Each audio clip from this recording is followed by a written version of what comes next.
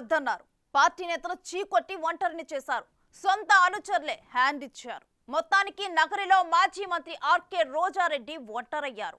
ఇలాంటి పరిస్థితుల్లో ఆ ఫైర్ బ్రాండ్ దారేటు అప్పుడు జిల్లాలో ఇదే హాట్ టాపిక్ గా మారింది. 5 ఏళ్లుగా ప్రభుత్వంలో కీలకంగా వ్యవహరించిన ఆమె ఓటమి తర్వాత కనిపించకుండా పోయారు. దీంతో ఆమె భవితవ్యంపై పెద్ద చర్చ జరుగుతోంది. ఆమె మళ్లీ మొహానికి రంగులు వేసుకుంటారా, బుల్లితెరపై తలుక్కుమంటారా, రాజకీయ సన్యాసం తీసుకుంటారా? అసలు ఆమె నెక్స్ట్ స్టెప్ ఏంటి? చిలక ఏ తోడు లేక ఎటువైపమ్మ ఒంటరి నడక. ఈ పాట రోజా నటించిన శుభలగ్నం సినిమాలో ఉంది. ఆ మూవీలో ఆ పాట ఆమెకి బ్యాక్గ్రౌండ్గా ప్లే అయింది. ఇప్పుడు అదే సాంగ్ ఆ సినిమాలో నటించిన మాజీ హీరోయిన్ రోజారెడ్డికి సరిగ్గా సింక్ అవుతుంది. ఓటమి తర్వాత ఇప్పుడు ఆ పాట ఆమెకు సరిగ్గా సెట్ అయిందనే సెటైర్లు వినిపిస్తున్నాయి. తెలుగు రాజకీయాల్లో నగరి ఎమ్మెల్యే ఆర్కే రోజా అంటే ఫైర్, ఫైర్ అంటే రోజా అన్నట్టు నడిచింది. గత 10 ఏళ్లలో ప్రత్యర్థులపై ఆమె చేసిన విమర్శలు అంత ఘాటుగా ఉండేవి. ఆ నోటి దూకుడుతో ఆమె బూతు మంత్రుల లిస్టులో చేరిపోయారు.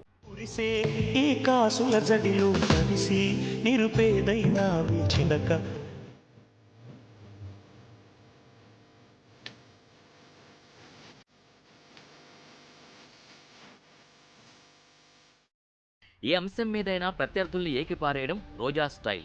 రెండోసారి ఎమ్మెల్యే అయిన తర్వాత మంత్రివర్గంలో చోటు దక్కకపోవడంతో తీవ్రస్థాయిలో అలకబోనడంతో జగన్ ఆమెకు కీలకమైన ఏపీ ఐఐసీ చైర్మన్, ఆ తర్వాత పర్యాటక శాఖ మంత్రి పదవిచ్చారు. చంద్రబాబు నుంచి పవన్ కళ్యాణ్ వరకు ఆఖరికి వారి కుటుంబ సభ్యులను కూడా వదలకుండా నోరు పారేసుకున్నారు రోజా. చివరకు తమిళ సూపర్ స్టార్ తలైవా రజనీకాంత్ను సైతం రోజా వదల్లేదు. ఈరోజు నేను సూటిగా అడుగుతున్నాను రజనీకాంత్ గారిని, నిజంగా చంద్రబాబు నాయుడు ఎన్టీఆర్ గారిని వెన్నుపోటు పొడిచిన విషయం మీకు తెలీదా? ఆయన గెలుచుకున్న ఎమ్మెల్యేలే ఆయనకి రివర్స్ అయ్యి అసెంబ్లీలో ఆయనకి కనీసం మైక్ కూడా ఇవ్వకుండా ఆయన ఏడుస్తూ అసెంబ్లీ నుంచి బయటకు వచ్చింది నీకు తెలీదా? లేదంటే ఎన్టీఆర్ గారు ఆ తర్వాత మీటింగ్ పెట్టి నా అల్లుడు చంద్రబాబు నాయుడు పెద్ద దొంగ, తడిగుడ్డలతో గొంతులు కోస్తాడు, జామాత గ్రహం అని చెప్పింది మీరు వినలేదా? వినలేదంటే నేను సీడీలు పంపిస్తాను, ఒకసారి చూడండి. ఎందుకంటే ఎన్టీఆర్ లాంటి గొప్ప వ్యక్తి అందరికీ తెలుసు, మీరు చెప్పాల్సిన అవసరం. ఇప్పుడు ఆ మాజీ హీరోయిన్ బొమ్మ రివర్స్ అయింది. ప్రత్యర్థిగా పోటీ చేసిన టీడీపీ అభ్యర్థి గాలి భానుప్రకాష్ చేతిలో 45,000 ఓట్ల తేడాతో దారుణ పరాజయం పాలయ్యారు. 10 ఏళ్ల ఎమ్మెల్యేగా ఉన్న రోజాకు నగరి వైసీపీ నేతలతో సఖ్యత లేదు. ఎంతసేపు జగన్ మెప్పు పొందడానికి అన్నట్టు ప్రత్యర్థులపై నోరు పారేసుకోవడానికే టైం కేటాయించారు. ఆ క్రమంలో సొంత నియోజకవర్గంలో సొంత పార్టీ నేతలతో కూడా గిల్లికజ్జాలు పెట్టుకున్నారు.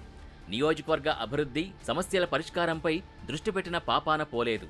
అధికారాన్ని అడ్డం పెట్టుకుని సొంత ఆదాయం జబర్దస్తుగా పెంచుకున్నారు. నువ్వెవ్వడివి అని అడుగుతున్నా.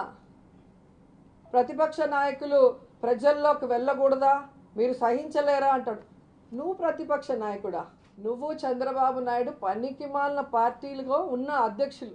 జగన్మోహన్ రెడ్డి గారు ఒక్కసారి కళ్ళు గట్టిగా తెరిచి చూస్తే ప్రతిపక్ష హోదా చంద్రబాబు నాయుడుకు ఉండదు. అలాంటి పనులు జగన్మోహన్ రెడ్డి గారు చేయడు కాబట్టే చంద్రబాబు నాయుడిని మీరు ప్రతిపక్ష నాయకుడు అని ఇంకా పిలుచుకుంటున్నారు. నీకు నువ్వే ఎమ్మెల్యే కాలేదు, నీ పార్టీలో ఒకడు కూడా లేడు, నువ్వేం ప్రతిపక్ష నాయకుడు అని నీకు నువ్వే చెప్పుకుంటున్నావో నాకైతే అర్థం కావట్లేదు. టీడీపీ నేత గాలి భానుప్రకాష్ ఆమెపై వ్యతిరేకతను చక్కగా క్యాష్ చేసుకుని ఎన్నికల్లో చావు దెబ్బ కొట్టారు. అధికారంలో ఉన్నామనే ధీమాతో సొంత పార్టీ నేతలపై కక్షగట్టినట్టు వ్యవహరించడంతో ఆ పార్టీ కీలక నేతలే ఆమెకు వ్యతిరేకంగా పనిచేశారు. ఇదే సమయంలో అసంతృప్త నేతలందరినీ తమ గేమ్ ప్లాన్లో భాగంగా ఎన్నికల ముందు టీడీపీలో చేర్చుకుని రోజా ఓటమిని ఎన్నికల ముందే కన్ఫర్మ్ చేశారు భానుప్రకాష్. ఆ క్రమంలో పోలింగ్ తర్వాత మీడియా ముందుకొచ్చిన రోజా సొంత పార్టీ వారే వెన్నుపోటు పొడిచారని బేలముఖం పెట్టాల్సి వచ్చింది. 2014-19లో స్వల్ప ఓట్లతో గెలిచిన రోజాకు ఈసారి మాస్టర్ స్ట్రోక్ ఇస్తూ నగర చరిత్రలో లేని విధంగా భారీ మెజార్టీతో గెలుపొందారు భానుప్రకాష్. ఇటు ప్రజలు నో చెప్పడం, పార్టీ నేతలు చీకొట్టి వెళ్లిపోవడంతో ఇప్పుడు పార్టీలో ఉన్న కేజీ శాంతి లాంటి నేతలు నగరికి పట్టిన శని వదిలిపోయిందని, ఇక సినిమాలకు కూడా ఐరన్ లెగ్ పనికిరారని ధ్వజమెత్తుతున్నారు.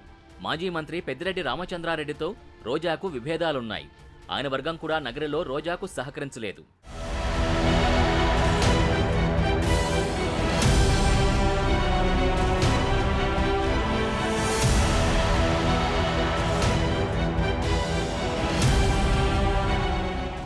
దానికి తోడు టీడీపీ అభ్యర్థి భానుప్రకాష్ పై ఎన్నికల ముందు కర్రలు రాడ్లతో దాడి చేయించడం, వాహనాలు ధ్వంసం చేయడం లాంటి ఘటనలతో నగరి తెలుగు తమ్ముళ్లు రోజా టీంపై కసితో రగిలిపోతున్నారు.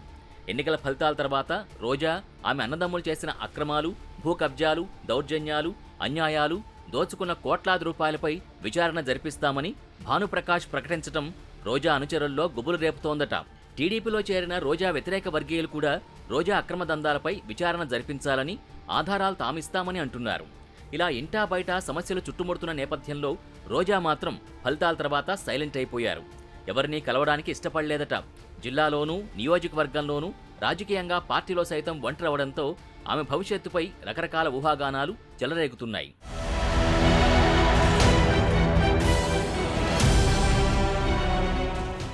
ఆమె రాజకీయాల్లో కొనసాగుతారని కొందరు అనుచరులు అంటుంటే, మరికొందరు మాత్రం సినిమాల్లోకి తిరిగి వెడతారని చెబుతున్నారు. సినిమాల్లో కంటే టీవీ షోలతో ఎక్కువ పాపులర్ అయిన రోజా తిరిగి బుల్లితెరనే నమ్ముకుని కాలం గడిపేస్తారన్న ప్రచారం కూడా జరుగుతోంది. మంత్రిగా తెగ వెనకేసుకున్న ఆమె చెన్నై, హైదరాబాద్ లేదా బెంగళూరులో సెటిల్ అవుతారన్న టాక్ మరోవైపు నడుస్తోంది. భర్త సెల్వమణి తమిళ మాజీ డైరెక్టర్ అవడంతో సంపాదించుకున్న సొమ్ముతో చెన్నై వెళ్లి సినిమాలు తీసుకుంటారన్న ఊహాగానాలు సైతం వినిపిస్తున్నాయి.